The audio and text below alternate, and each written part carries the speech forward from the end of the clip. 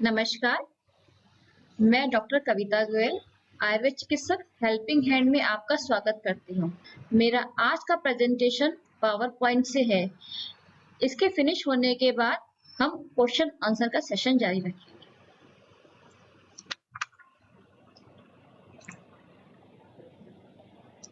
आज का टॉपिक है फीमेल डिसऑर्डर्स एंड आयुर्वेद। हर महिला अपने पूरे जीवन काल में कई प्रकार के परिवर्तन से गुजरती है, जैसे मेनार्क माहवारी का शुरू होना, प्रेगनेंसी गर्भ धारण करना, पोस्टपार्टम डिलीवरी के बाद का समय और मेनोपॉज माहवारी का बंद होना। इन सभी क्रियाओं में फीमेल हार्मोन्स का बहुत अहम रोल होता है। हमारा चेहरा हमारे स्वास्थ्य का दर्पण है। किसी भी प्रकार के डिसऑर्डर होने पर चेहरा कांतिहीन होने लगता है। कुछ कॉमन फीमेल डिसऑर्डर है vaginal discharge, menstrual disorder, polycystic ovarian disorder and menopause. Vaginal discharge एक बहुत नॉर्मल व रेगुलर प्रोसेस है, किंतु कुछ विशेष प्रकार के डिस्चार्ज होते हैं जो इन्फेक्शन का संकेत देते हैं। कुछ डिस्चार्ज नॉर्मल भी होते हैं और डिस्चार्ज कलर के माध्यम से भी पहचान सकते हैं।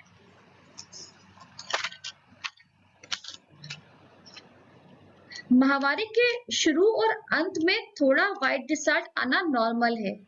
क्लियर व वाटी डिस्चार्ज परफेक्टली नॉर्मल होता है। यह पूरे महीने में कभी भी हो सकता है। व्यायाम या बहुत काम करने के बाद भी यह हो सकता है। म्यूकस लाइक डिस्चार्ज, ये भी एक ओव्यूलेशन की निशानी है। यह भी नॉर्मल है।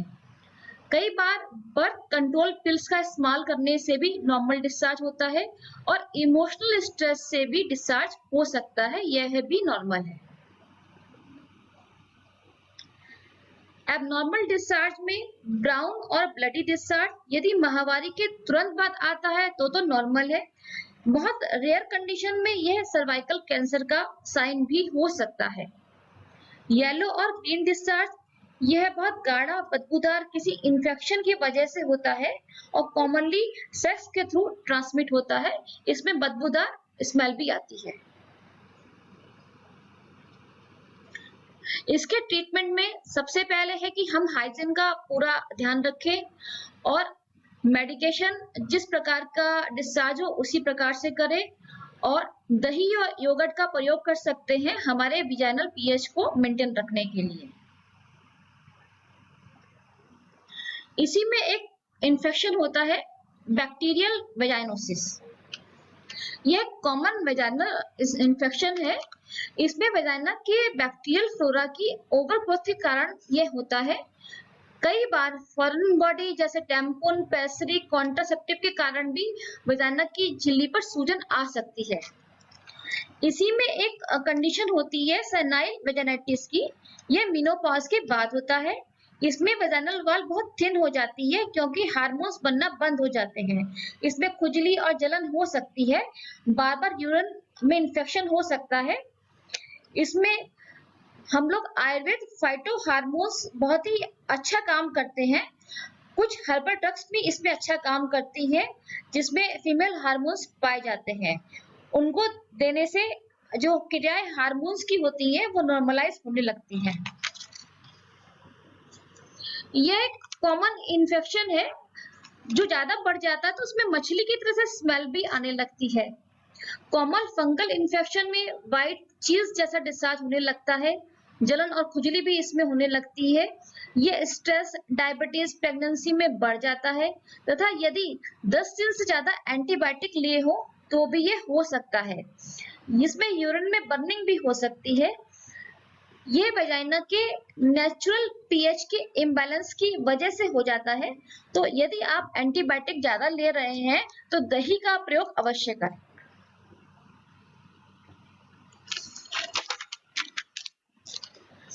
इसके बाद मेंस्ट्रुअल डिसऑर्डर को लेते हैं। ये 3 प्रकार से हमने इसे कैटेगराइज किया है: abnormal uterine bleeding, dysmenorrhoea and premenstrual disorder. इसमें सबसे पहले लेते हैं एबनॉर्मल यूट्राइन ब्लीडिंग, जिसके 2 पार्ट है: हैवी मेंस्ट्रुअल ब्लीडिंग और एमेनोरिया। हैवी मेंस्ट्रुएशन का अर्थ है कि रेगुलर इंटरवल पर ज्यादा पीरियड्स का आना। यह 3 प्रकार से हो सकता है। पहला प्रकार है कि 2 हफ्तों से ज्यादा और 3 हफ्तों से कम में पीरियड्स का होना। यह तब होता है जब एग फॉर्मेशन नहीं हो। इसके अलावा मालन्यूट्रिशन, साइकोलॉजिकल डिस्टर्बेंस से भी ऐसा हो सकता है।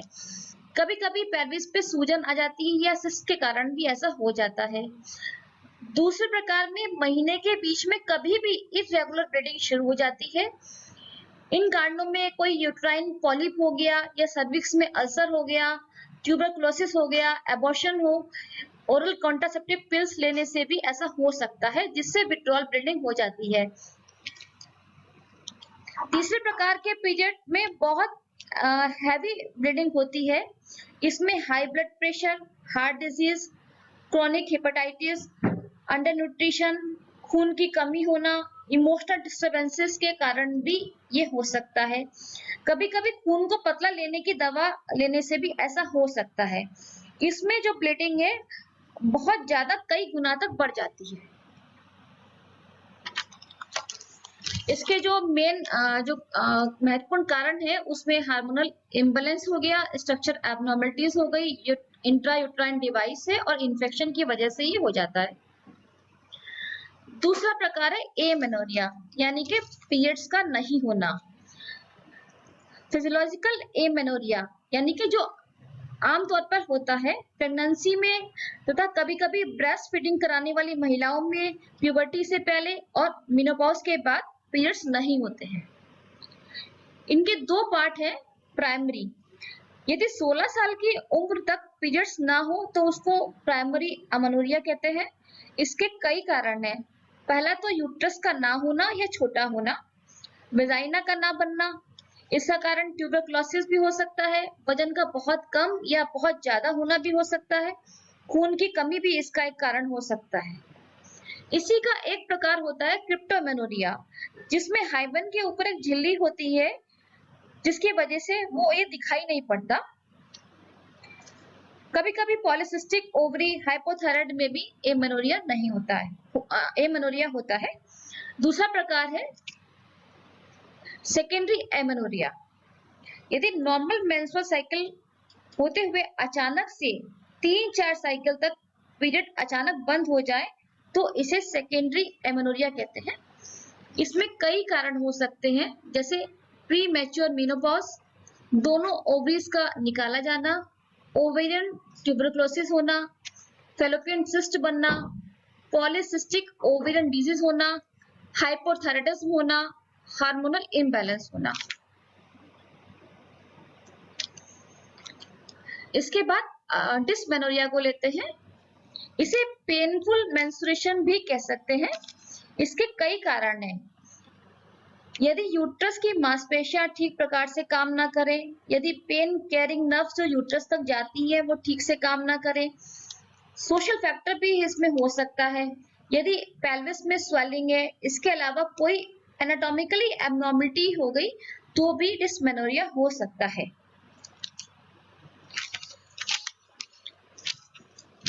इसमें माहवारी से 1-2 दिन पहले पेट का दर्द शुरू हो जाता है। नॉर्मली सभी में माहवारी शुरू होने से पहले प्रोस्टाग्लैंडिन का सिक्रीशन होता है, परंतु किसी में इसका सिक्रीशन ज्यादा हो जाता है तो पेन बढ़ जाता है। इसके कई कारण और भी हो सकते हैं, जैसे हैवी स्पाइसी फूड खाना, खाने के बाद तुरंत बैठ जाना, एक्सरसाइज बिल्कुल ना करना, गर्ल्स जैसे पढ़ाई में लगी रहती है कि खाना खाया और फिर पढ़ने बैठ गए, कोई फाइब्रॉइड का होना, फैलोपियन ट्यूब में स्वेलिंग आ जाना, इनसे भी दर्द हो सकता है। इसके कारणों में कभी कभी कब्ज हो जाती है और वॉमिटिंग भी हो सकती है। घरेलू उपचार के रूप में हम भुना हुआ जीरा 1/4 चम्मच, अजवाइन 1/4 चम्मच, सौंठ 1/4 चम्मच 2 बार गर्म पानी से ले सकते हैं। इसके साथ ही इसमें कब्ज बिल्कुल नहीं होनी चाहिए।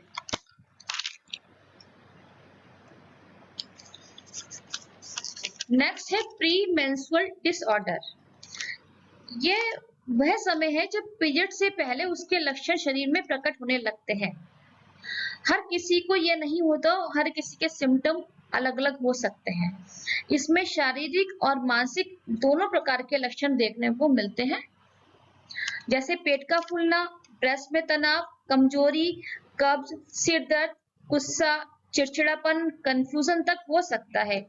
यह सब ज्यादातर उन स्थानों पर मिलता है जहां पर इस समय में महिलाओं को कुछ अलग तरीके से ट्रीट किया जाता है। कुछ दवाओं के माध्यम से ये ठीक हो सकता है। नेक्स्ट है पॉलीसिस्टिक ओवेरियन डिसऑर्डर। ये आजकल की गंभीर समस्या है। इसका बहुत बड़ा कारण हाइपोथायराइड का होना व मोटापा होना है। इन दोनों के कारण शरीर की बेसल मेटाबॉलिक रेट कम हो जाती है तथा धीरे धीरे मेंस्ट्रुअल साइकिल इर्रेगुलर हो जाती है। इसके लक्षणों में माहवारी का कम होना, महीना देर से आना और माहवारी बंद होना ऐसे लक्षण होते हैं। अतः इसे इग्नोर नहीं करना चाहिए। आयुर्वेद में कुछ लाइपोलिटिक ड्रग्स हम देते हैं जो कि बेसल मेटाबॉलिक रेट को बढ़ा देती है।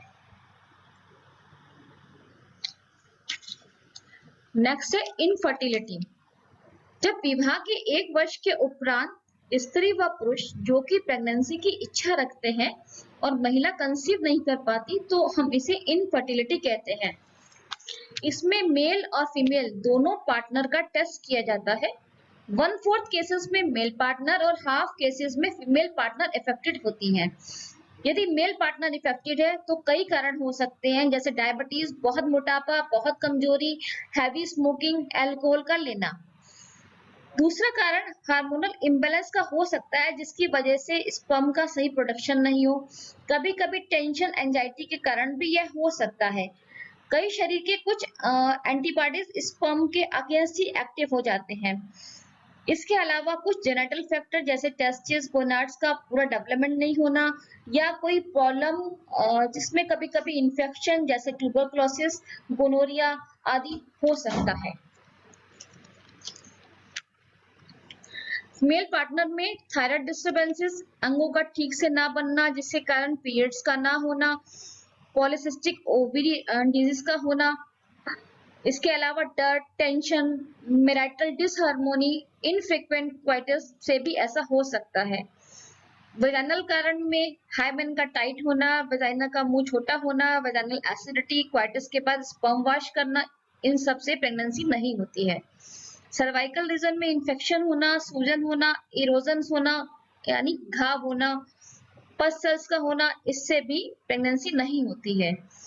ओवेरियन फैक्टर में ठीक प्रकार से यदि एग फॉर्मेशन नहीं होता या एग बनता ही नहीं है तो भी प्रेगनेंसी नहीं हो सकती है। प्रेगनेंसी होने के लिए ओवरी को हेल्दी एग प्रोड्यूस करना होता है, इसे हम ओव्यूलेशन कहते हैं। इस पर हार्मोन्स का प्रभाव होता है। मेल पार्टनर में हेल्दी स्पर्म काउंट की मोटिलिटी होनी चाहिए जो एग को फर्टिलाइज कर सके। फर्टिलाइज एग यूट्रस में जाकर अटैच हो, इसके लिए हेल्दी यूट्रस का होना भी बहुत जरूरी है। कभी कभी हार्मोनल इम्बैलेंस के कारण ओवरी से एग ढंग से नहीं बनता तो भी प्रेगनेंसी नहीं होगी। थायराइड डिसऑर्डर से भी यह हो सकता है। स्ट्रक्चरल इश्यूज जैसे पॉलीफाइब्रोइड यूट्रस में होगा तो भी ये नहीं हो सकता है। कई बार फैलोपियन ट्यूब का ब्लॉकेज होगा तो भी ये प्रेगनेंसी नहीं होगी। एज फैक्टर भी इसमें बहुत बड़ा रोल प्ले करता है और कई बार किसी पेशेंट में सपोज कीमोथेरेपी वगैरह दी गई है तो उस एक्सपोजर के कारण भी प्रेगनेंसी नहीं हो सकती। आयुर्वेद में इसके लिए बहुत दवाएं हैं जो कि पीरियड्स को रेगुलेट करती है, प्रॉपर ओव्यूलेशन में हेल्प करती है, स्पर्म काउंट को ठीक करती है। तो जो कपल आईवीएफ का भी प्लान कर रहे हैं तो उन्हें पहले आयुर्वेदिक ट्रीटमेंट की ओर जाना चाहिए। इसके बाद मेनोपॉज को लेते हैं। मेनोपॉज यानी माहवारी का बंद होना, यह एक लंबा प्रोसेस है जिसमें 2 से 4 साल का समय लगता है। यह 40 साल से शुरू होकर 55 साल की अवस्था के बीच होता है। 55 साल में इसे डिलेड मेनोपॉज कहते हैं। मेनोपॉज ही वह समय है जिसमें महिलाओं को सपोर्ट और केयर की जरूरत होती है जिससे वे स्ट्रेस फ्री रह सके। इस समय बॉडी में बहुत सारे चेंजेस देखने को मिलते हैं जो कि हार्मोन के कम होने के कारण होते हैं। 65 साल की उम्र के बाद स्किन का लस्टर कम होने लगता है, लचीलापन कम होने लगता है, कॉम्प्लेक्शन डाउन होने लगता है। यदि किसी महिला की किसी कारण से दोनों ओवरीज निकाल दी जाती हैं तो एथेरोस्क्लेरोसिस की संभावना बढ़ जाती है और मेनोपॉज के बाद चर्बी भी बढ़ जाती है। इनके सिम्टम्स में हॉट फ्लैशेस, रात में पसीने आना, पीरियड्स इरेगुलर, कभी कम कभी ज्यादा होना, मूड में बदलाव आना, वजाइनल ड्राइनेस होना, सिर में दर्द रहना, जोड़ों में दर्द रहना, डाइजेस्टिव प्रॉब्लम शुरू हो जाती है, वजन बढ़ जाता है, एंजाइटी बढ़ जाती है, नींद डिस्टर्ब हो जाती है, मेमोरी लॉस हो जाता है। 25% महिलाएं इस काल में कुछ विशेष लक्षणों का अनुभव करती है। ये सबको नहीं होते, जैसे हॉट फ्लैशेस, सिर में चक्कर आना, मूड का बदलना। ये सारे के सारे डिस्टर्बेंसेस बॉडी में हार्मोन की कमी की वजह से होते हैं। इसलिए आयुर्वेद में फाइटो हार्मोन्स मेनोपॉज के लक्षणों को ठीक करने में बहुत उपयुक्त होते हैं। इन्हें 40 साल की उम्र से शुरू कर देना चाहिए, क्योंकि ये दवाई रोगी की प्रकृति के अनुसार ही दी जाती है। कॉमन फीमेल डिसऑर्डर्स में हम जो सिंगल हर्बल ड्रग्स देते हैं उनमें अश्वगंधा, मुलेठी, बला, ब्राह्मी, अशोक, अर्जुन, शुंठी, चलकी, निर्गुंडी, दशमूल, पुनर्वा, ऐसी बहुत सारी हर्बल ड्रग्स हैं। कंपाउंड फॉर्मुलेशन के रूप में सिरप, आसवक्वाथ में अशोकारिष्ट, लोध्रासव, एम्ट्रोटोन, फैमेटोन, जुमासिल हो सकता है। और तेल में वात के लिए मस्टर्ड ऑयल, पित्त के लिए कोकोनट ऑयल और कफ के लिए सिसम ऑयल बेस्ड ड्रग्स देते हैं। लोकल एप्लीकेशन में त्रिफला, मुलेठी, टंकड़, स्फटिका, पुनर्वा, इनसे वजाइनल वॉश भी कराया जाता है। इसके बाद हम थोड़ा सा प्योर आयुर्वेद की बात कर ले। हर मनुष्य देखने में एक दूसरे से अलग होता है। ये उसके कॉन्स्टिट्यूशन, जिसे आयुर्वेद में प्रकृति कहते हैं, उसके कारण होता है। सामान्यतः 7 तरह की प्रकृति होती है: वात, पित्त, कफ, वात पित्त, पित्त कफ, वात कफ एंड वात पित्त कफ। मोटे तौर पे हम 3 ही प्रकृति मान लेते हैं: वात, पित्त, कफ। हर व्यक्ति की प्रकृति उसके जन्म से ही निश्चित हो जाती है। यदि वे अपनी प्रकृति के अनुसार खानपान करें तो बीमार होने की संभावनाएं बहुत कम हो जाती हैं। हमारा जो कॉन्स्टिट्यूशन यानी कि प्रकृति कुछ बातों पर निर्भर करता है कि कंसेप्शन के समय पेरेंट्स की बॉडी में दोषों का स्टेटस क्या था, उनका मेंटल स्टेटस क्या था। कुछ हेरिडिटरी कैरेक्टर्स हैं जो प्रकृति में आते हैं और कुछ हमारी डाइटरी हैबिट्स जो कि प्रेगनेंसी के दौरान हमने जो आहार विहार किया है उस हिसाब से बच्चे की प्रकृति भी बनती है। उदाहरण के तौर पर हम ये समझें कि जैसे वात प्रकृति की महिला ठीक से नहीं सोती, रात में जागती है, कोल्ड फूड ज्यादा लेती है, स्वीट्स बिल्कुल नहीं खाती, तो उसका मेनोपॉज बहुत डिफिकल्ट होगा। इसी प्रकार कफ प्रकृति की महिला यदि स्वीट रिच फूड खा लेती है, सीडेंटरी लाइफ जीती है और उसका फैट ज्यादा एक्यूमुलेट होगा, जिससे उसको डिप्रेशन भी हो सकता है। बेसिकली 3 दोष बॉडी में होते हैं। इनको दोष ना कह के हम क्रियाएं कह सकते हैं। जो वात दोष की क्रियाएं होती है वो मूवमेंट्स के लिए होती है। बॉडी के सारे मूवमेंट्स वात से होते हैं। हमारा जो पित्त दोष है हीट प्रोडक्शन और एनर्जी के लिए होता है। ये हमारे बेसल मेटाबॉलिक रेट को रेगुलेट करता है और मेटाबॉलिज्म को कंट्रोल करता है। और कफ दोष हमारे ग्रोथ एंड सिंथेसिस के लिए होता है। जो भी हमारे बॉडी में टियर एंड वियर होता है उसके लिए कफ दोष ही रिस्पॉन्सिबल होता है। जब ये तीनों दोष इक्विलिब्रियम में होते हैं तो हम बिल्कुल स्वस्थ रहते हैं, और किसी प्रकार से इनमें इम्बैलेंस हो जाए तो हमें डिजीज होती है। कुछ नेचुरल इम्बैलेंसेस भी होते हैं दोषों के, जो according to time and age होते हैं, और अननेचुरल इम्बैलेंस वो कभी भी हो सकता है। जो नेचुरल इम्बैलेंस है दोषों का, तो उसमें सुबह 6 बजे से लेकर 10 बजे का समय कफ का होता है, 10 बजे से 2 बजे का समय पित्त का होता है, और 2 बजे से शाम के 6 बजे का समय वात का होता है। इसी प्रकार से हम ऋतुचर्या सीजन को ले तो बसंत ऋतु में कफ का प्रकोप होता है। जितने भी आपको कफ डिसऑर्डर्स जैसे खांसी, जुकाम, निमोनिया, ये आपको बसंत ऋतु में ही ज्यादा लगते हैं। वर्षा ऋतु में वात का प्रकोप होता है, जो कि इस समय चल रहा है, तो इस समय आपको पेन डिसऑर्डर्स बहुत ज्यादा देखने को मिलेंगे।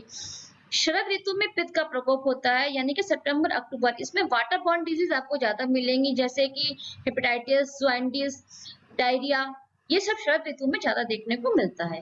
ये जो नेचुरल इम्बैलेंस होते हैं वो दूसरे सीजन्स में जनरली देखने को नहीं मिलते। और हम एज के हिसाब से देखें तो चिल्ड्रंस में कफ डिसऑर्डर ज्यादा मिलते हैं, जैसे कफ वाली बीमारियां, खांसी, जुकाम, न्यूमोनिया, ये सब हमको बच्चों में ज्यादा मिलता है। एडल्ट्स में हमें पित्त दोष ज्यादा मिलता है, जैसे कि हाई ब्लड प्रेशर, एंजाइटी, ज्वाइंटिस, हेपेटाइटिस, इस प्रकार की बीमारियां जो पित्त दोष होती हैं या हाइपर एसिडिटी वो एडल्ट्स में देखने को ज्यादा मिलती है। ओल्ड एज में वात का प्रकोप होता है, तो जितने भी ज्वाइंट पेन डिसऑर्डर्स होते हैं हमें जनरली ओल्ड एज में देखने को ज्यादा मिलते हैं। अननेचुरल इम्बैलेंस वो हमारे आहार विहार, किस प्रकार से हमने खाना खाया है या हमारा एनवायरनमेंट क्या है, हमारा बिहेवियर, उस प्रकार से हमारी बात इम्बैलेंस होगी तो ज्वाइंट पेन हो सकता है। हमारा पित्त इम्बैलेंस होगा तो हमारे बॉडी में हीट ज्यादा बनेगी। कफ इम्बैलेंस होगा तो हमारे को ओबेसिटी ज्यादा होगी। जनरली हम 2 टाइप्स हमारा ट्रीटमेंट का होता है आयुर्वेद में। पहला शमन चिकित्सा, इसमें हम मुंह के द्वारा कुछ औषध देते हैं या लक्षणों के आधार पर चिकित्सा करते हैं, जैसे अश्वगंधा, गुग्गुल, शल्लकी, शुंठी, शतावरी, इस प्रकार की हम दवा देके रोग का निदान करते हैं।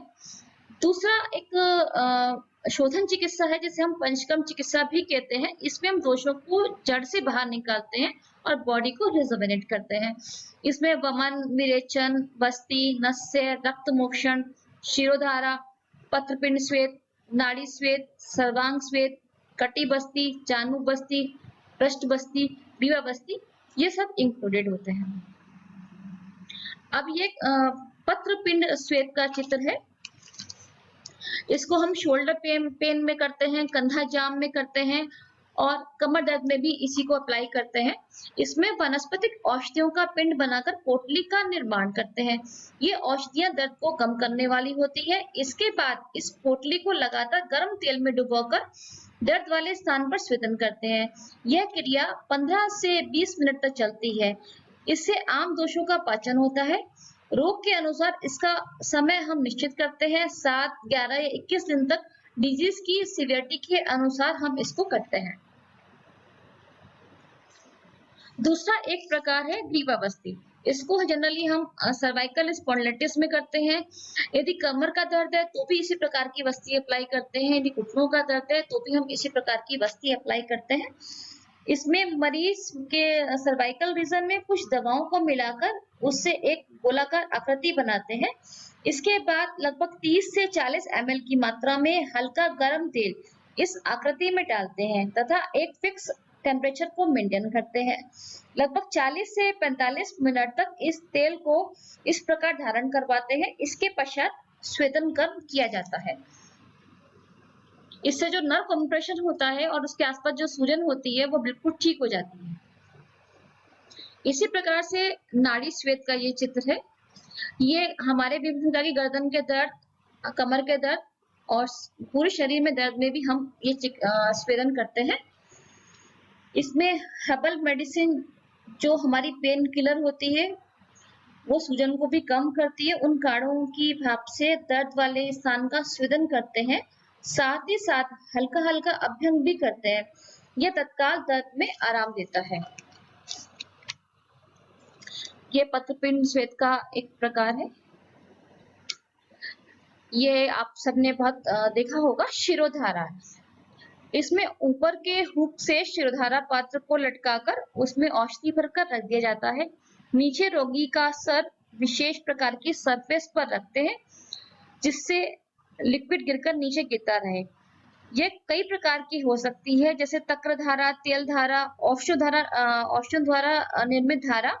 यह विभिन्न प्रकार के सिर दर्द, माइग्रेन, एंजाइटी, डिप्रेशन, नींद न आना तथा मानसिक तनाव को कम करने में बहुत उपयोगी है।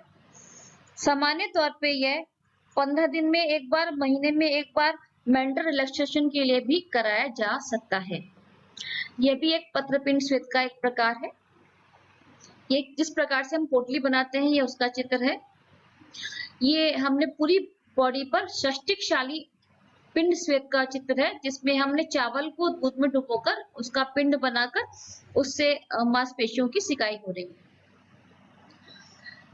ये एक आयुर्वेद अवेयरनेस प्रोग्राम हमने 2008 में किया था और समय समय पर हम आयुर्वेद अवेयरनेस प्रोग्राम करते रहते हैं। जो कोई भी एनजीओ इस प्रकार के अवेयरनेस प्रोग्राम्स करवाना चाहती है वो हमसे संपर्क कर सकती है। धन्यवाद।